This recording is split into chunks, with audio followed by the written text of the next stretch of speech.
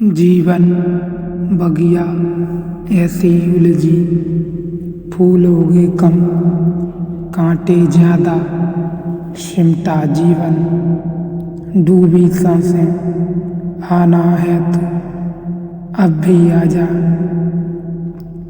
यदि आपने अभी तक अंतिम अध्याय नहीं देखा है तो कृपया करके अंतिम अध्याय देखें, तभी इस अध्याय में प्रवेश करें। ऐसी जो निर्लिप्तता है, इसमें कर्ता तो खो जाएगा, क्योंकि जो कुछ बचा नहीं, करना था ही क्या। एक ही था, सुख कैसे पाएं और दुख से कैसे बचें, वही करना था। अब कर्म का कोई उपाय न रहा, फिर भी चीज तो होती ही चली जाती है। जब व्यक्ति कर्ता नहीं रहता तो परमात्मा कर्ता हो जाता है, और जब परमात्मा कर्ता हो जाता है, इस भाव दशा का नाम ही भाग्य है, विधि है। ऐसे व्यक्ति की गर्दन काट दो तो वह कहता है कटनी थी, वह इसमें भी दोषी नहीं ठहराता जिसने काटी, क्योंकि अब वह मानता है कर्ता कोई नहीं, कटनी थी, कर्ता विलीन हो गया। ऐसे व्यक्ति को जहर पिला दो तो वह कहता है पीना था, होना था, और जो व्यक्ति जहर पिलाते वक्त भी जानता हो कि होना था, क्या उसके मन में भी क्षण भर को भी क्रोध आ सकता है उसके प्रति जिसने जहर पिला दिया, क्योंकि अब वह मानता ही नहीं कि कोई करता है।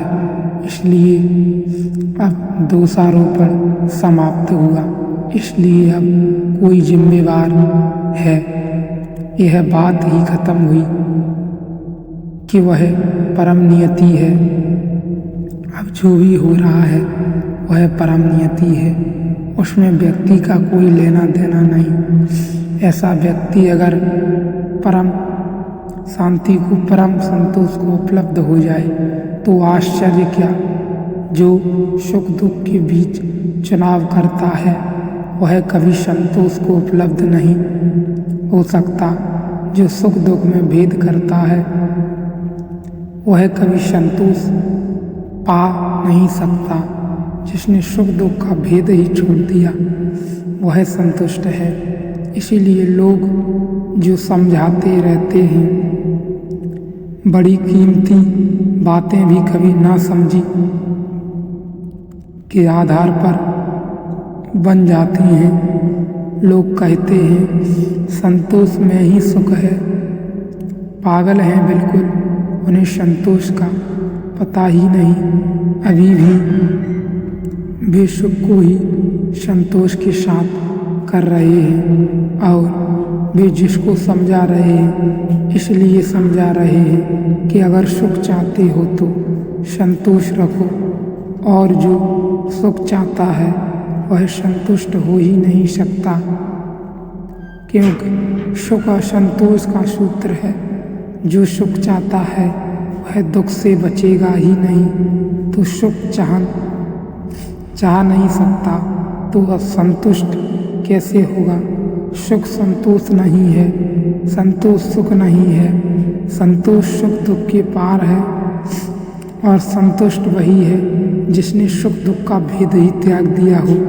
संतोष दोनों का अतिक्रमण करता है।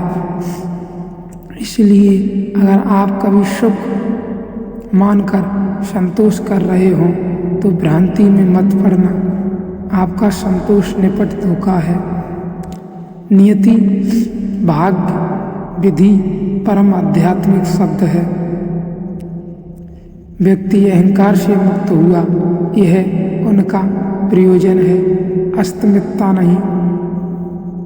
अब शिकायत नहीं, अब जो हो रहा है उसकी परम स्वीकृति है। उससे अन्यथा होने का कोई कारण ही नहीं है, उससे अन्यथा हो ही नहीं सकता। एकता उसने अन्यथा की कोई चाह भी नहीं है, उससे अन्यथा होना चाहिए था, इसका कोई स्वप्न भी नहीं है। ऐसा अब मालूम भी नहीं पड़ता कि कुछ और भी होगा। ऐसा जो तथाता है, ऐसा जो भाव है, स्वीकार का यह अगर आपके भीतर सारी लहरों को शांत कर जाए तो आश्चर्य है, सब लहरें खो जाएं तो आश्चर्य है। और इस लहर के खोने में ही आप भीतर और भीतर प्रवेश करते चले जाते हैं। इंद्रियां ही सुख दुख का कारण है, सुख दुख के ही कारण है। शब्द स्पर्श रूप रस और गंध ये ही सुख दुख के कारण हैं। पुण्य और पाप कर्मों का अनुसरण करने वाला आत्मा प्राप्त हुए के संयोग को अप्राप्त होते हुए भी स्वयं की तरह समझने लगता है, तब उसे उपाधि ग्रस्त जीव कहते हैं। शरीर में मैं हूँ, लेकिन शरीर में होना एक बात है, शरीर हो जाना बिल्कुल दूसरी। शरीर में हूँ ऐसा जो जानता है वह आत्मा है। शरीर ही हूँ ऐसा जो जानता है वह जीव है।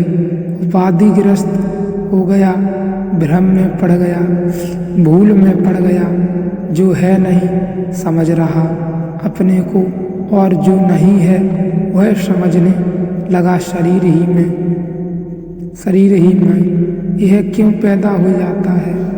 वही सुख दुख के कारण, क्योंकि जिससे सुख मिलते हैं, जब सुख की आकांक्षा और दुख से बचने का भाव प्रबल हो जाता है, तो जिससे मिलते हैं उसके साथ हम एकात्म अनुभव करने लगते हैं। प्रेमी प्रेम में से कहता है, मुझसे और तुमसे अब कोई भेद नहीं, हम बिल्कुल एक हो गए, कभी हो नहीं सकते, हम बिल्कुल एक हो गए। क्यों? क्योंकि जिससे सुख मिलता है हम उससे एकता साधना चाहते हैं, फासला नहीं रखना चाहते, क्योंकि फासला कहीं सुख चूक न जाए। जरा सा भी फासला हुआ तो सुख पार कैसे आएगा? तो हम सब रंध्र रंध्र तोड़ देना चाहते हैं, स्थान मिटा देना चाहते हैं, बिल्कुल पास हो जाना चाहते हैं, इतने पास हो जाना चाहते हैं कि बीच में कोई जगह खाली न रह जाए, नहीं तो सुख के आने में बाधा पड़ेगी। इसलिए जिससे हमें सुख मिलता है उससे हम अपने को एक कर लेते हैं, जिससे दुख मिलता है उससे बड़ा फासला कर लेते हैं, उससे बचते हैं, उसे देखना भी नहीं चाहते, उसके पास नहीं होना चाहते, उससे दूर होना चाहते हैं, चाहे वह कोई हो। इसलिए जिससे दुख मिलता है उसकी हम हत्या करने का विचार करते हैं, उसका जीवित होना भी हमारे लिए निकटता मालूम पड़ती है। वह कहीं भी जिए, हिमालय पर रहे, तिब्बत चला जाए, लेकिन जिंदा है तो लगता है कि उसी हवा को छू रहा है जिसको हम छू रहे हैं, उसी आकाश के नीचे है। हम उसको इतना भी बर्दाश्त नहीं करना चाहते, उसको मिटा डालना चाहते हैं, वह रह ही न जाए, वह कहीं न हो, तभी हमें चैन मिलेगा। फासला इतना हो जाना चाहिए जितना जिंदा और मुर्दे के बीच होता है। यह दुख को ही उत्पन्न करता है। यह जब सुख की अपेक्षा होती है तब दुख निर्माण का कारण है, दुख निर्माण करता है।